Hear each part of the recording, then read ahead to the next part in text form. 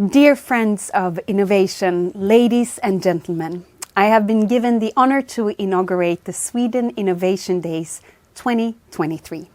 From the Aga cooker to the zigzag rule, from old-time sawmills to modern streaming services. Sweden is a country that breeds and thrives on innovation and entrepreneurship. We are a hard-working people. In the self-image of the Swede, there is an aspiration to always be one step ahead.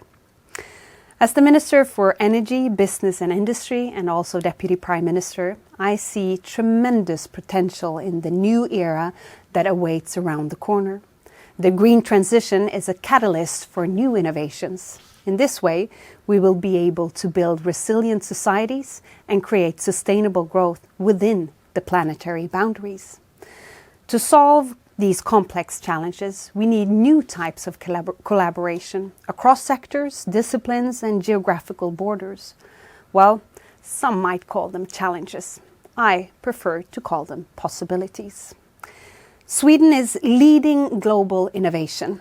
If I may brag a little, we rank first in the European Innovation Scoreboard and third place in the Global Innovation Index. We are of course proud of this, but we can't take our position for granted. Much of our competitiveness comes from our ability to be innovative and to stay innovative.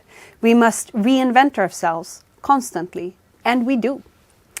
Swedish companies create world-class cutting-edge products and services. As an example, Sweden is ranked 8th place globally in the number of patent applications per capita.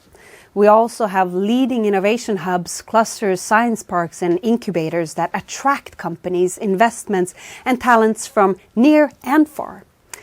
We invest a lot in research. About 3.4% of our GDP goes into research and development. That is considerably more than the OECD and the EU average. Of these investments, around 70% comes from the business sector. And that means that our companies are very R&D heavy. And they keep investing in research and innovation across the world and on our own turf. Sweden has a small domestic market. Many of our companies need to think globally from day one.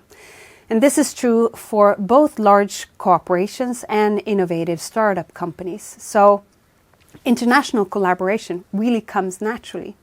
But we also need innovative government agencies to make the most of new technology and to create an attractive and sustainable society with good public services.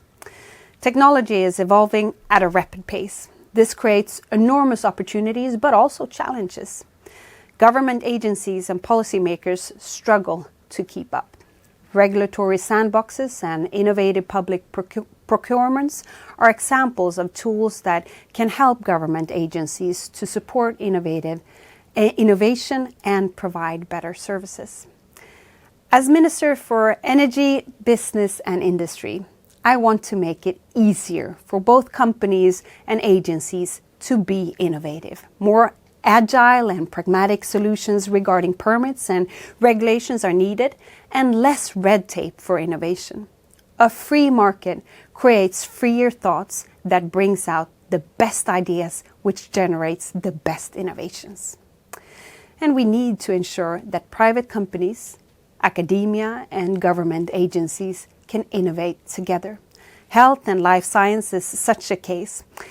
We saw how many different stakeholders came together to solve complex problems during the pandemic.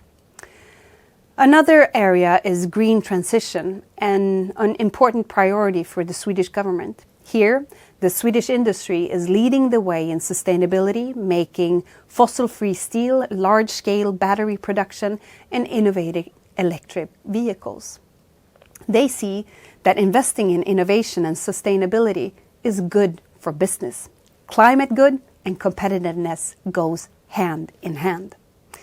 One example of our strength and innovation capacity regarding sustainability comes from the EU Innovation Fund, one of the world's largest funding programs for the demonstration of innovative low-carbon technologies. Of all the funding allocated so far, 17% has been rewarded to projects in Sweden. Not too bad for a country with just 2% of the EU population. Startups and scale-ups are important change agents for the transformation of industry and as innovation agents for society. Sweden has a vital startup sector that I believe is one example, explaining factor behind our strong overall performance in index comparisons regarding innovation. Innovation is also about the individuals, talented and ambitious innovators and entrepreneurs that dare to think big. Government agencies and higher education institutions play an important role to welcome talented people to Sweden and to ensure that companies can find the competence they need. Many Swedish research environments and innovative companies use English as business language, making it easier to move to Sweden. Our society is also famous for having a great work-life balance and an informal business culture. We should therefore explore how we can strengthen the human dimension of innovation, not least by encouraging mobility for entrepreneurs, innovators, and researchers. Sweden has a long history of collaboration, cooperation, co-creation, and co-development to develop new solutions and solve challenges. We want to continue creating synergies between different sectors and parts of society, not just within Sweden, but across borders. That is why events like the Sweden Innovation Days are important. When the Swedish innovation system connects with other like-minded stakeholders from other countries, we can create magic, breakthrough solutions that benefit our economies and help us reach the Sustainable Development Goals and the Paris Agreement.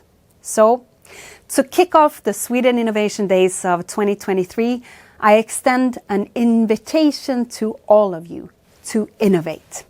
During the following 3 days, we will showcase great examples and several opportunities for new collaborations from representatives from the whole Swedish innovation ecosystem. Thank you and welcome once again.